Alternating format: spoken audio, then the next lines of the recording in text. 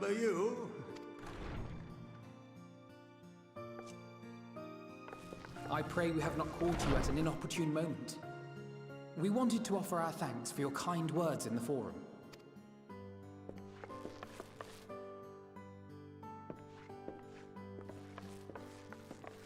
Well, I could hardly let that inquisition go unchallenged. I've always believed that curiosity should be nurtured, not stifled. Thankfully, a majority of my colleagues agreed. A slender majority, aye, but a majority nonetheless. Had the vote not gone our way, we would be having a very different conversation, if any at all.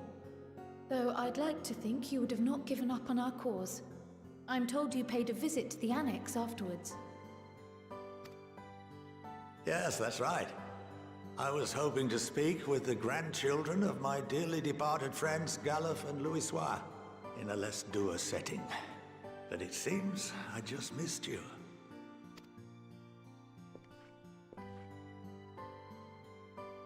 I still can't believe how much you've grown. If only your grandsires could have seen the way you presented yourselves to the forum. Why, it fair brought a tear to my own eye. You must have the patience of a saint, putting up with this lot and their antics. Never mind Matoya's prize student. Luckily, I know a thing or two about managing unruly younglings. If you ever need advice, don't hesitate to ask.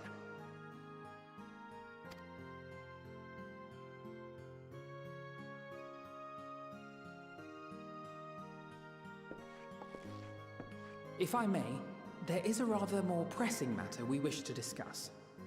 What can you tell us of this duty that the Forum must fulfill? Nothing, I'm afraid. Like all humble servants of the Forum, I am sworn to secrecy. Or rather, I couldn't tell you if I tried. Our duty is of the gravest importance. Furthermore, if the particulars were made public, it would incite widespread panic. As such, those entrusted with this duty have been bound by an enchantment, which prevents us from speaking of such matters without the express permission of the Forum. How is that even possible? It's been some time since I last gave a lecture. Please, take a seat.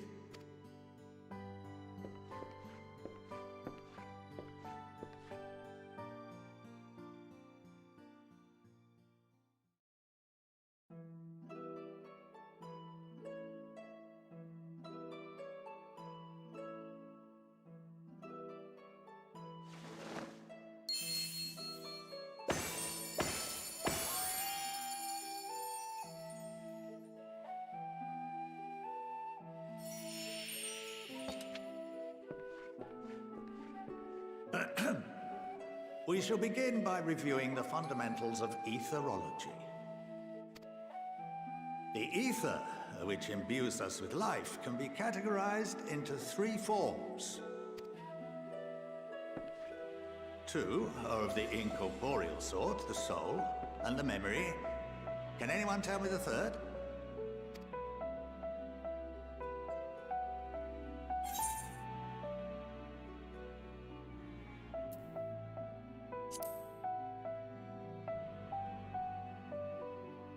Not entirely inaccurate, but nor is it the answer I was looking for. That would be corporeal ether. This is the form with which the layman is most familiar.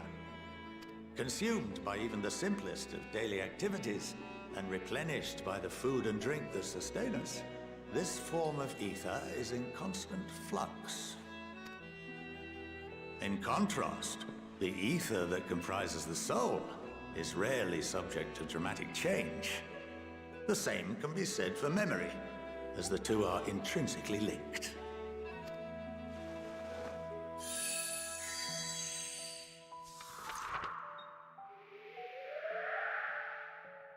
Picture the soul as paper, and memories as words written upon it. Now, what would happen if that paper was doused with ink? The same type of ether as comprises the memories.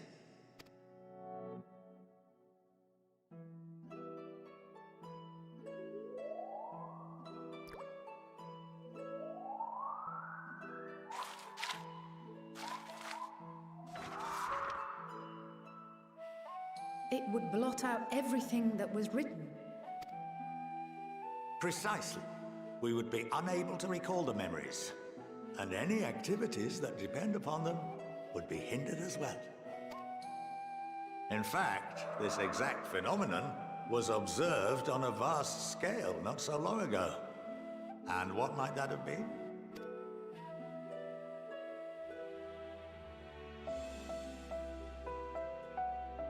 The seventh Umbral Calamity.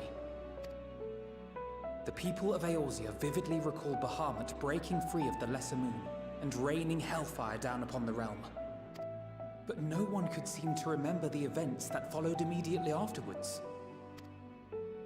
Indeed. To this day, we have yet to determine whether it was an unintended consequence or a deliberate act. The enchantment which binds me and the rest of the Forum is based on a similar principle. And yes, it is a contravention of the Sharlayan prohibition against the practice of memory manipulation. Only when a new member is inducted and told of our great duty are they subjected to the process. A necessary evil. You have my word that it would never be used to manipulate the populace? I should hope not. But can this enchantment be dispelled and your memories restored? If 9/10 of our members give their approval, then the process may be reversed. Then, and only then, would we be able to speak freely to others of our sacred duty. Barring that, we must wait until we return to the ethereal sea.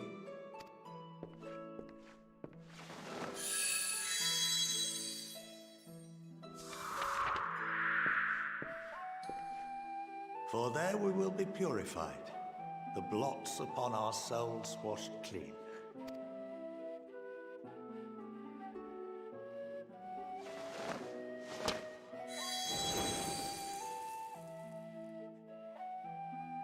And our memories drift apart and dissolve, rather defeating the purpose, I suppose.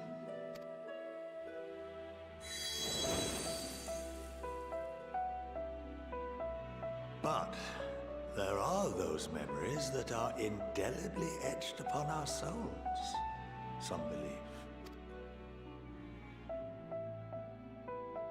What happens after that? We are reduced to pure ether, coalesce with that of others, and create souls anew.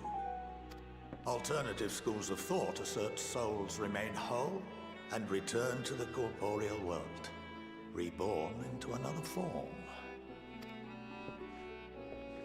Both theories have their proponents.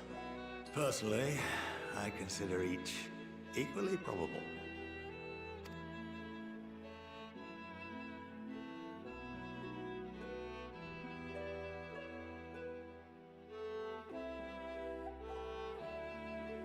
Well, I think that's enough education for today, now that I've given you some food for thought. Or rather, an entire banquet.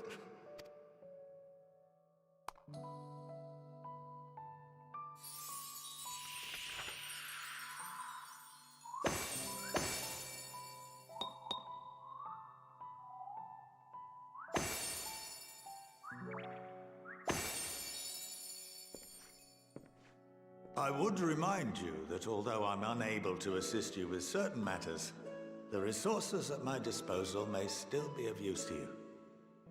I'll arrange for you all to be given the run of Phenomenon. Of course, as associate to our alumni and the students of Baldessian, this privilege is extended to you as well, my friend. Oh, and I suggest you speak with Ki Aliapo. She's well known among the artisans of Sharlayan. and her network of contacts may prove useful in your search for knowledge. I wish you all the best in your pursuits, wheresoever they may take you.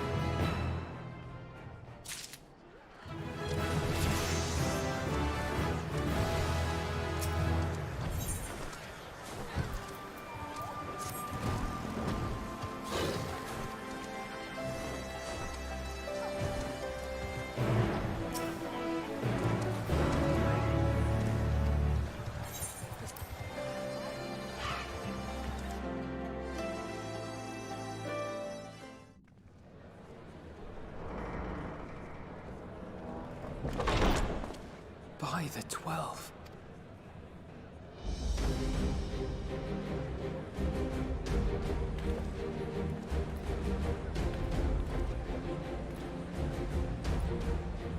Glad you could join us. I hope you don't mind, but we went ahead and started without you. As you can imagine, our traveling companions were eager to become acquainted. 'Tis a rare thing indeed to see such a diverse and talented group of individuals assembled for a single purpose. We fight not only for the sake of Eorzea, but for the entire world, including the people of Garlemald. Much rides on the efforts of the Ilzabard contingent. Indeed, which is why I am glad to find myself in the company of many trusted comrades, yourselves included.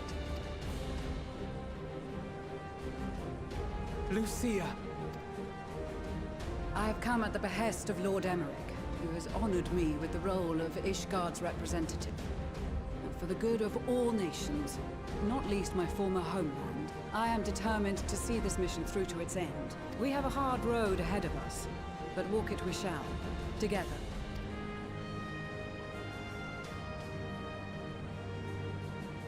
We too welcome this opportunity to work together once more. I have faith that, if there is a way to resolve this conflict, we will find it.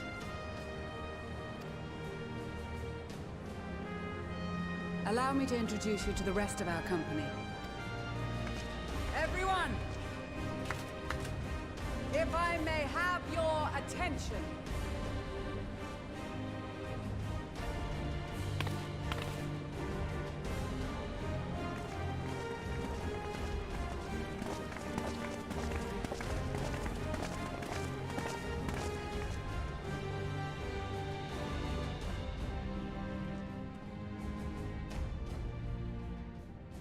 Might I ask you to speak first?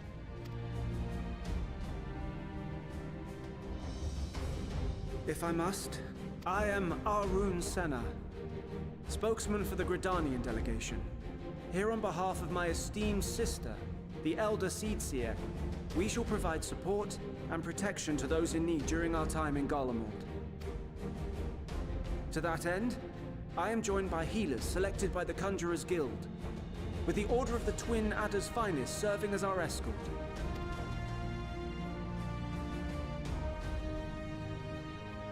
Of course, with an experienced white mage such as yourself accompanying us as well, those requiring more involved treatment will be in safe hands. Raya O sends her regards, by the way.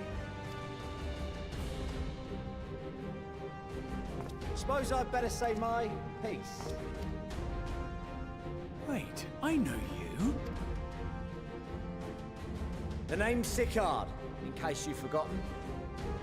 Truth be told, I'd rather you had forgotten.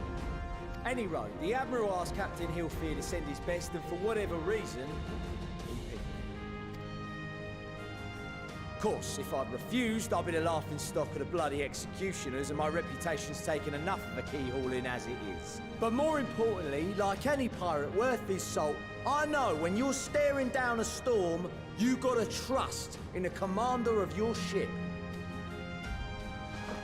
So if the Admiral wants us to go to Garlemald, not for plunder and glory, but a promise of peace in our time, then that's what we'll do. Since we all know how much the Empire loves its steel, we thought we'd bring along a few smiths to make the most of it. Give them a pile of scrap and they'll cobble together anything you fancy. Of course, just like the Gridanians, we got fighters of our own. We might have come with a more constructive purpose in mind, but we're more than capable of cracking skulls, believe you me. Well, you're certainly raring to go. But then again, so are we. The most dependable warriors of Uldar and Alamigo have assembled at the Sultana and General Aldin's behest. If Garlemald has truly fallen, then the whole place is likely to be crawling with Telophoroi. We'll need plenty of troops to clear and hold a path for others to follow. That's where we come in. Naturally, Marshal Tarapin and I will be leading from the front.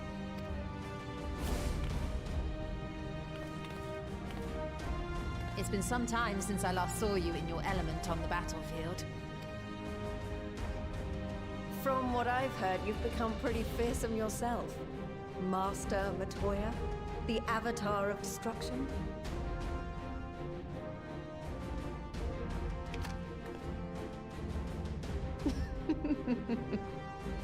With comrades like these, I know we'll succeed, no matter what awaits us. And then we might finally get a chance to enjoy a good long rest. But until then, let's give it our all.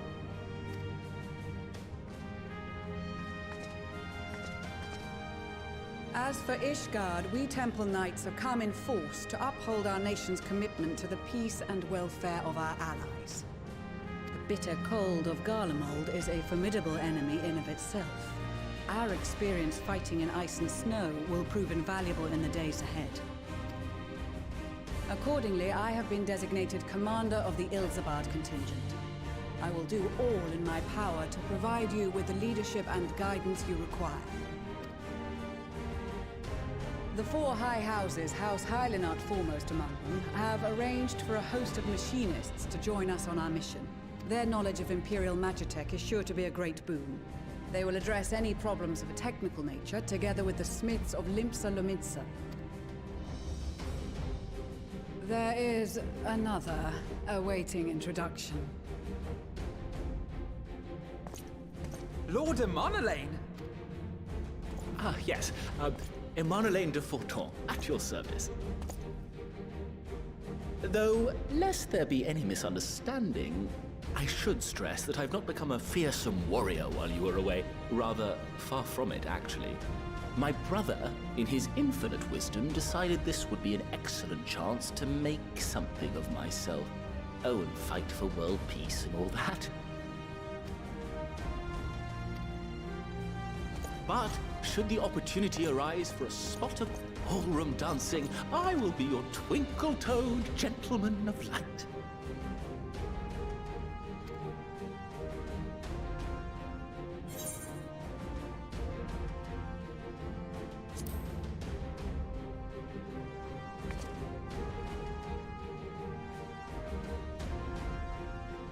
Huzzah! I cannot wait to regale Honoroa with my tales of derring-do.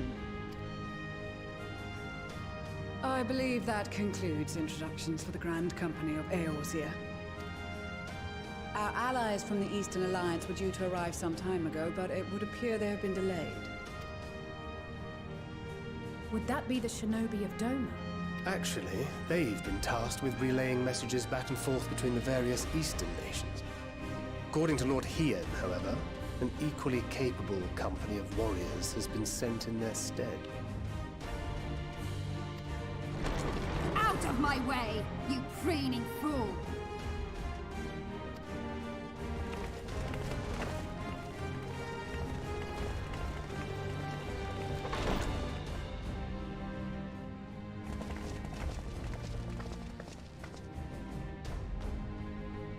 Forgive us for coming late.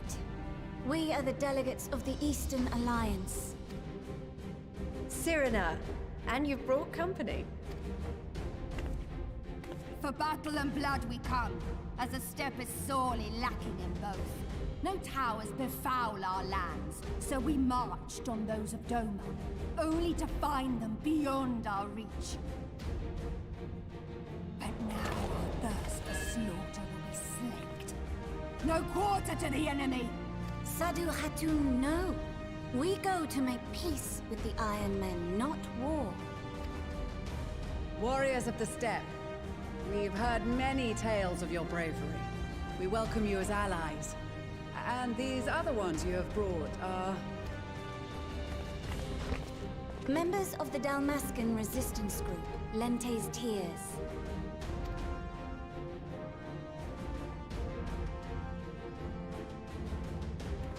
And the Bosnian resistance. Between them, they have a wealth of experience in espionage, and are particularly adept at infiltrating Imperial facilities. Which is fortuitous, since Garlemald's domain is so vast that I could never hope to handle reconnaissance duties all by myself. Dalmasca, Bosnia, Alamiga. All lands which have suffered the tyranny of the Empire. I would never presume to question your motives. Nevertheless, I must reiterate that our goal is to aid the victims of the Telophoroi, the common folk of Garlemald.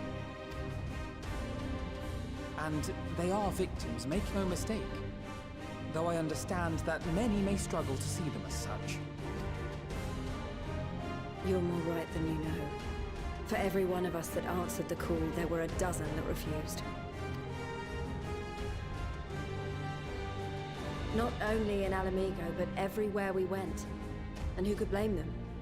The Empire's always been the enemy. But after seeing what we've seen, fighting and working against and with Garleans, there's no denying the simple truth. They're just people. No different from you or I. They've got their share of liars and murderers, but so do we. So do we all. Fordola, who once swore herself to Garlemald, has proven herself a trusted ally time and time again. Every Eorzean here knows Cid Garland, the Imperial defector who shared with us countless technological wonders. Gaius bloody Balesar himself is working to help rebuild Whirlit, a nation he once conquered. So you can believe me when I say that every fighter here understands and accepts that the Imperials are not monsters and are deserving of help. Or at least that they were able to put aside their feelings for the greater good. It won't be easy, but we're all determined to make this world a better place.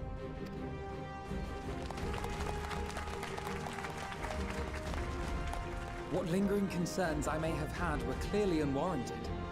I agree with everything you said wholeheartedly.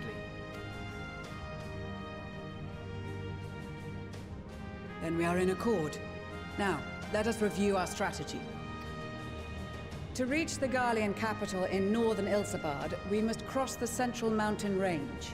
Fortunately, Garlund Ironworks can provide aerial transport, sparing us this most treacherous part of our journey. However, attempting to fly any closer to Garlemald would attract the attention of the Telophoroi. As they appear to have seized control of the majority of the Imperial military, we must assume that includes its fleet. In addition, Garlemald possesses devices that can interfere with airship navigational systems, further discouraging an airborne approach. Given the circumstances, the closest we dare deploy our contingent is an area between the range and the capital, the Magna Glaciers. From there, we must travel the rest of the way on foot. We will also need to bring the airships with us to ensure we can withdraw with haste. Although much of the terrain will be blanketed in snow, we should be able to make use of local roads and shipping facilities. The vast ice field will afford us an unobstructed view of the surrounding area. On the other hand, it will also allow others to easily spot us, so it is imperative that we only make camp in positions where we can easily defend ourselves. And the airships, which must be kept safe at all costs. We cannot account for every possibility, so we must be prepared to think on our feet.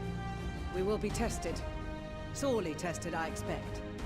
But for our homes and for our people, and a people not our own but in need, we will succeed. Spare no effort in your preparations. Once we depart, there is no turning back.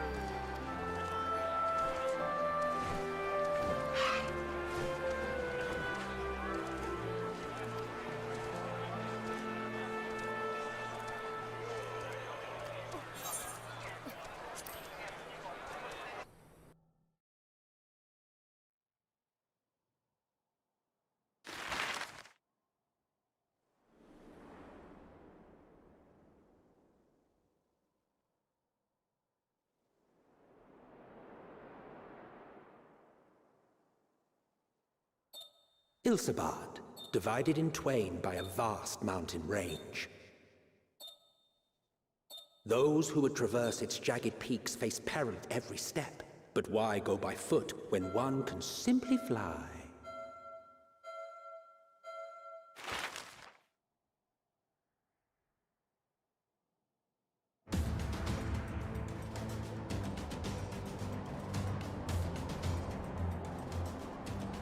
On the outskirts of the Imperial capital, in the frozen wastes of the Magna Glacius,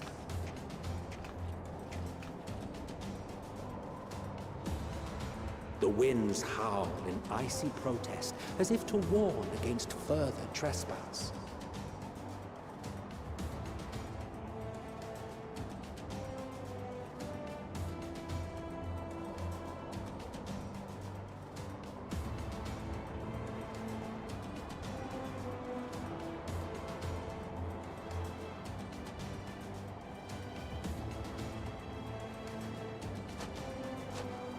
We've received word from Thancred's reconnaissance party.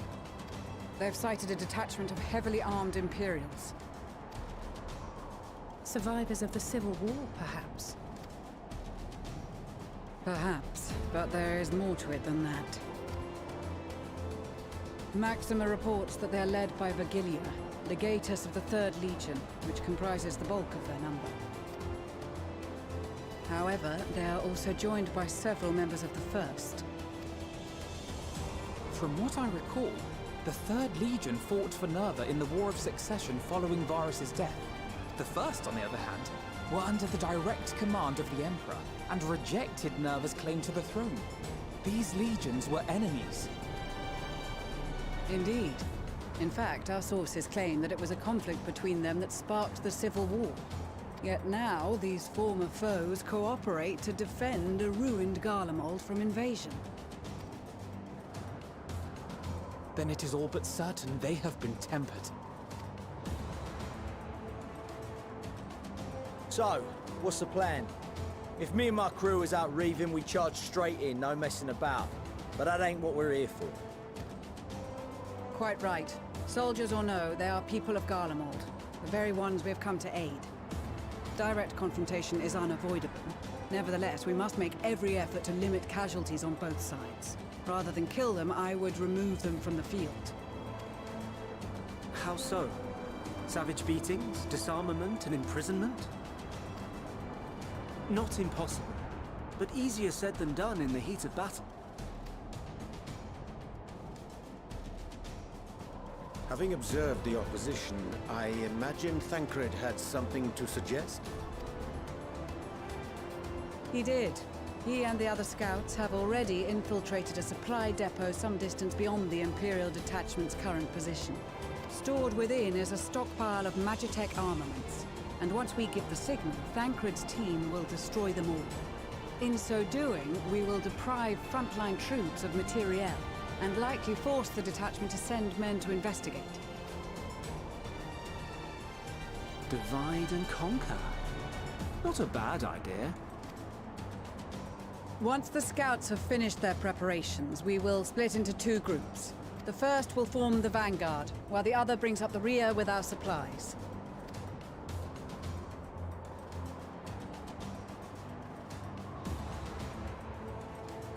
As for the Scions, I ask that you lend your assistance where you deem it needed most.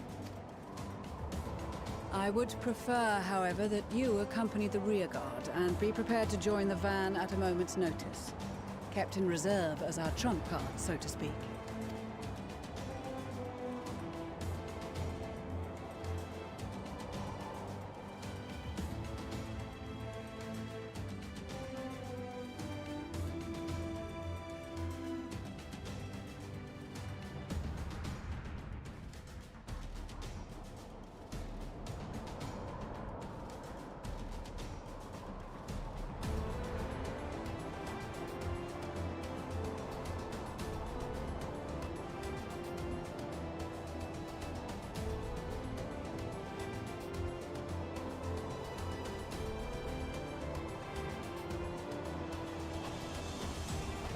Your proposal was well received.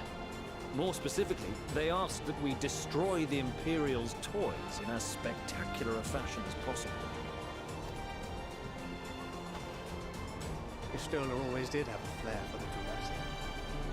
She's not an easy woman to please, but I shall do my best to satisfy her thirst for fireworks.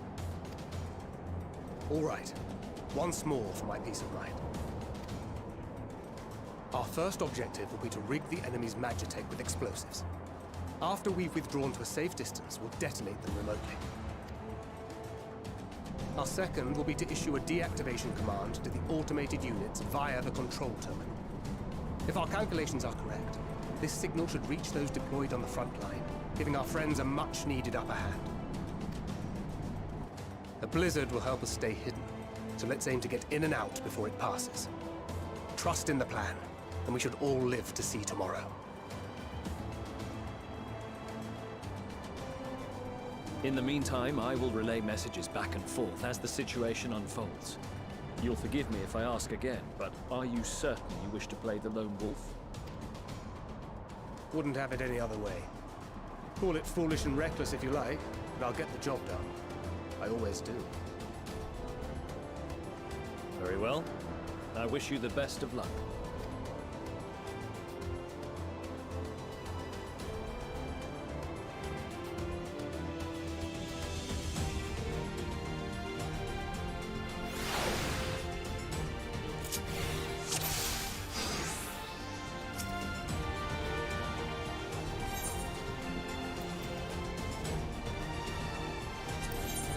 Keep your wits about you. It's time. We only have one shot at this, so let's make it count.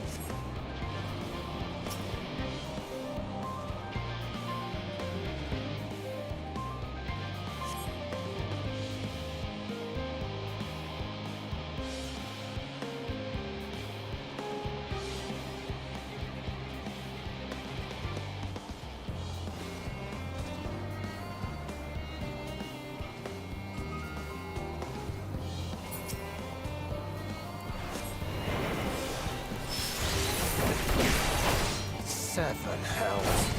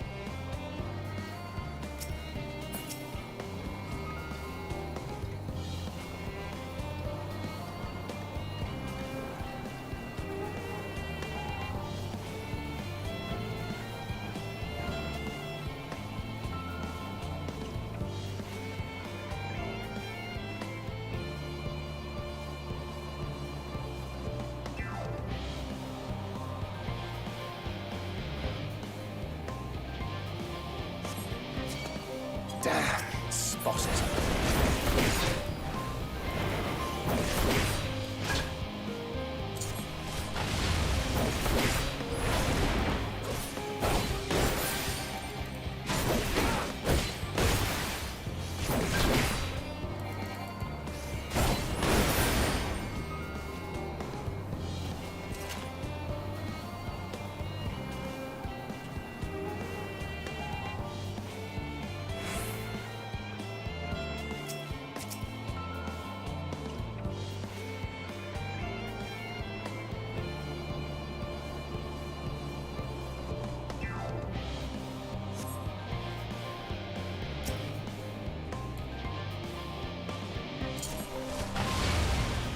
Seven hells.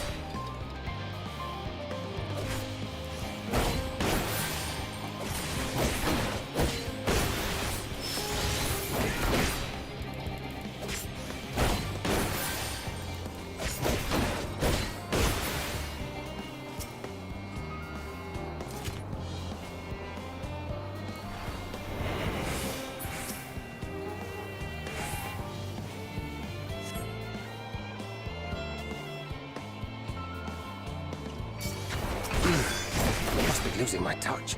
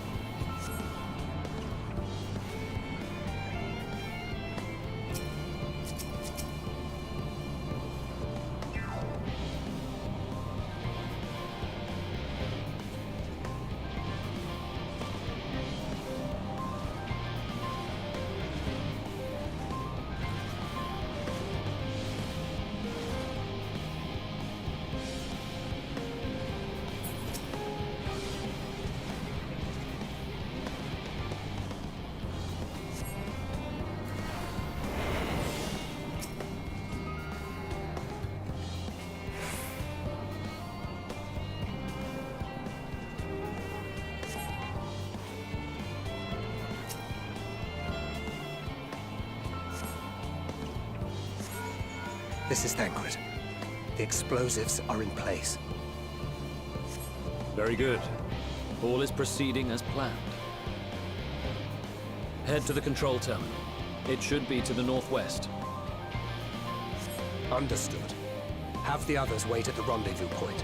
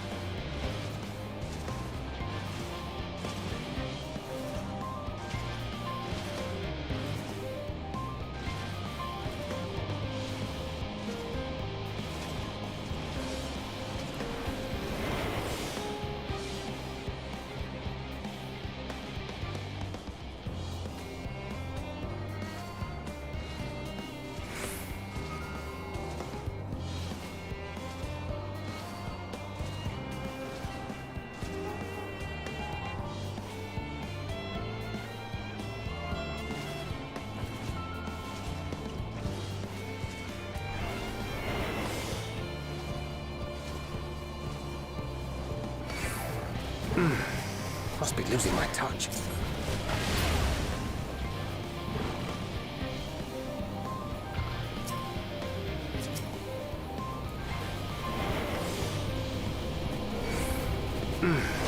Must be losing my touch.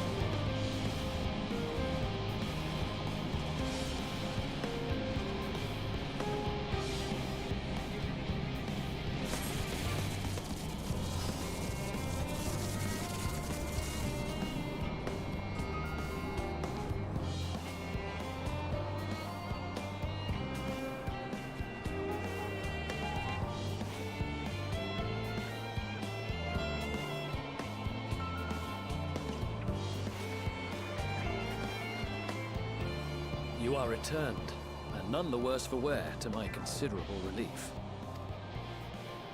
What news from our comrades? They stand at the ready. Excellent. Then let the fireworks begin.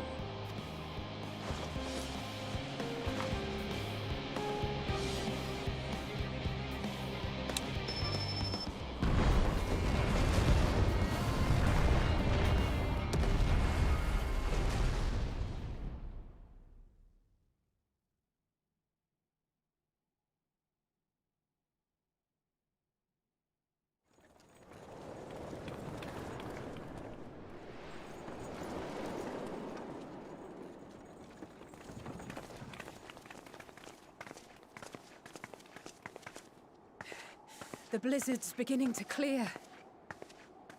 The Vanguard should be engaging the Imperials any moment now, if they haven't already. Ishtola and the others are with them, so I'm sure they'll be all right, but...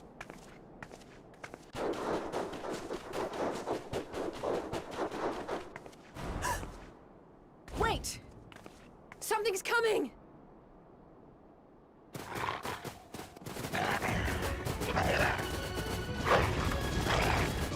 Oi, oi! Looks like we ain't the only ones who sent out scouts. Keep them away from the carriages! We lose those, and we're as good as dead!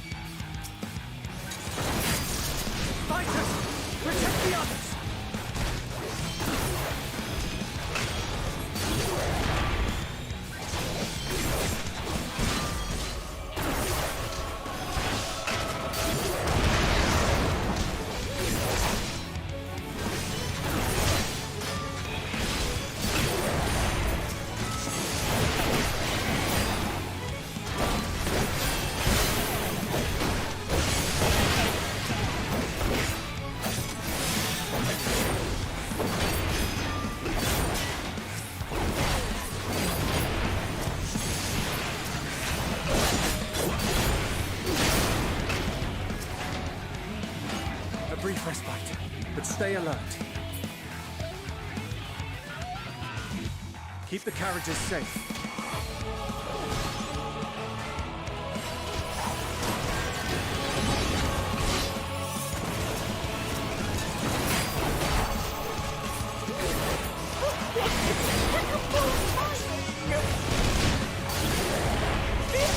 Friends, the savior of Ishgard is here!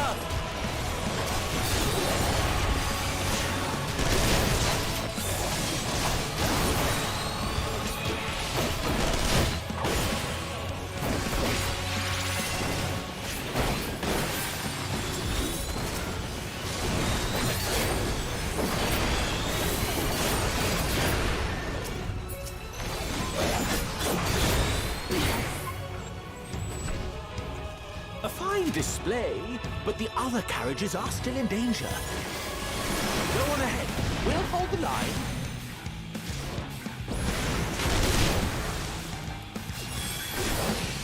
We're the only ones who struggle. Oh, we put our backs into it then.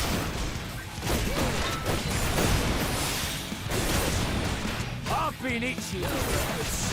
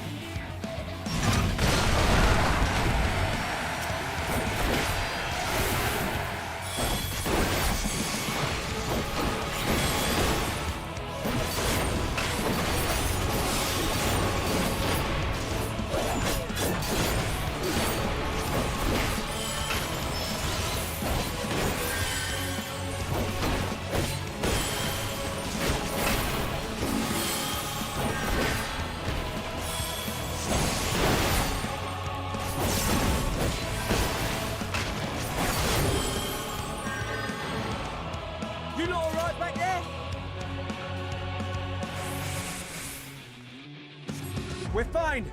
I'm ready for more! Hear that?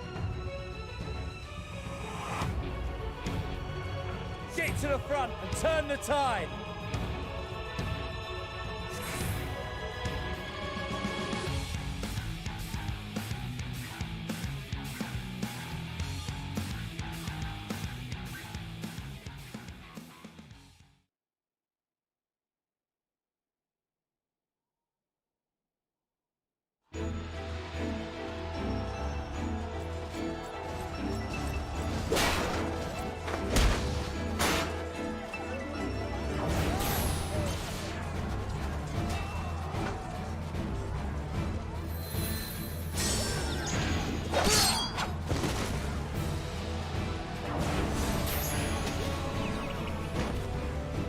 Removed from the field was not a euphemism for enthusiastically murder.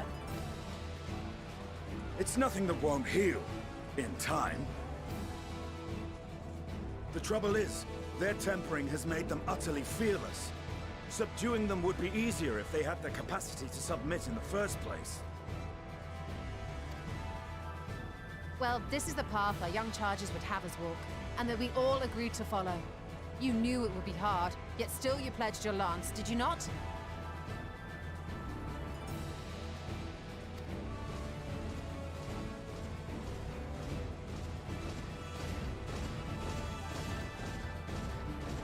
That I did.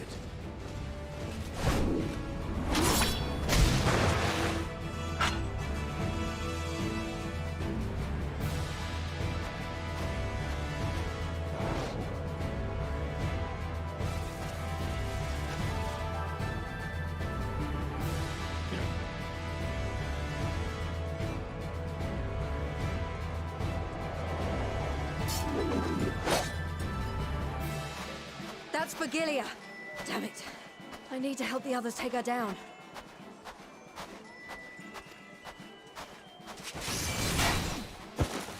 There's no end to them!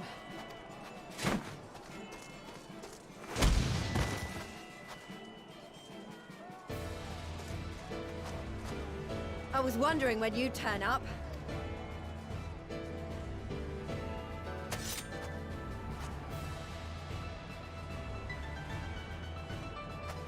There's no stopping us now. Come on, let's show them what we're made of.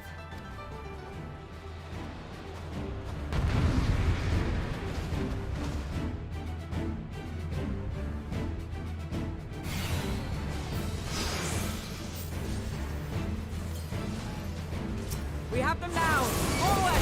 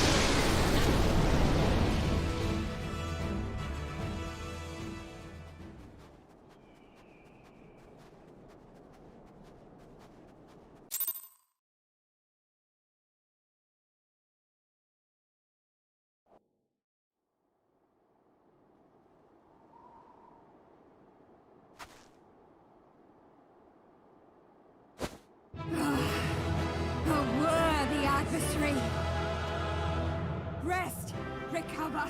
Reclaim yourself! Then we will fight again, to the death! Sadu Hatun!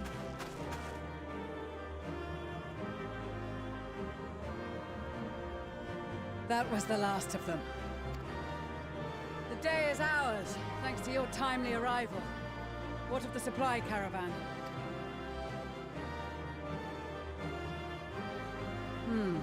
Outmaneuvered, but not outmatched. Good. Let us take the Imperials into custody and rejoin our comrades. And soon we shall arrive at the capital.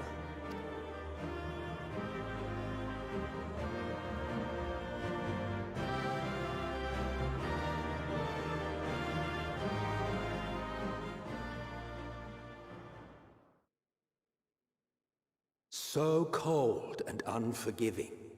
Thus spoke Emperor Solus as he gazed upon his barren domain.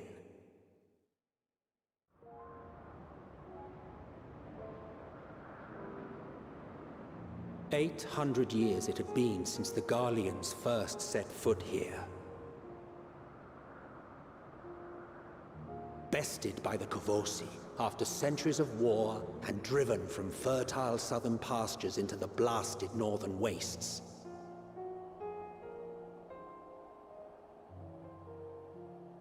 In that garden of desolation, they clung to one another for warmth, freezing, hungry, desperate, hated.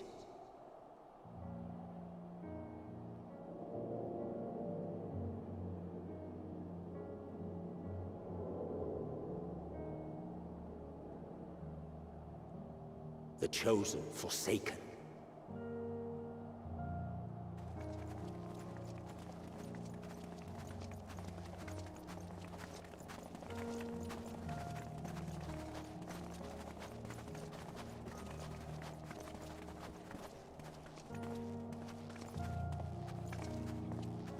In the year 1513 of the 6th Astral Era, a young legatus named Solus single-handedly sparked the Magitech Revolution.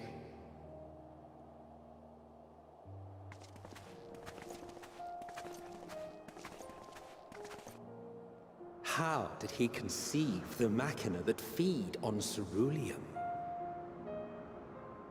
Once a common, soft-spoken soldier, how had he so quickly ascended through the ranks?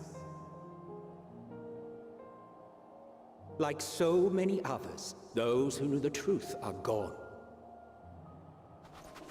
Taking in the capital with his eyes for the first time, I recall thinking to myself, far colder on the earth than in the heavens. Yes, far colder indeed. Bitterly so.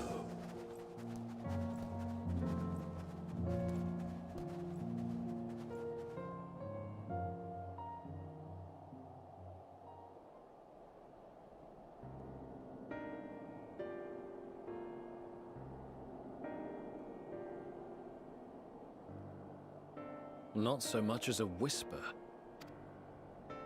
The roads leading beyond the city walls would have been used less in recent years.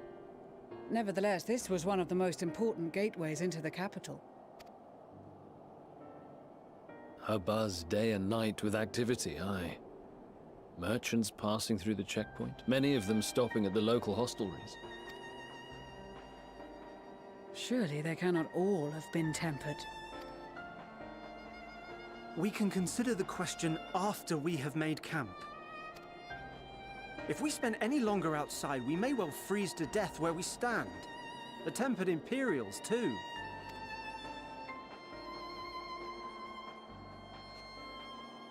This will be our temporary base of operations. Secure shelter for ourselves and the injured, and dispatch scouts to survey the surrounding area. If we're planning on staying here a while, we ought to give this place a proper name. Well, the constant sound of ice cracking underfoot makes me think of broken glass. An apt name, perhaps. But enough of this. To work, everyone!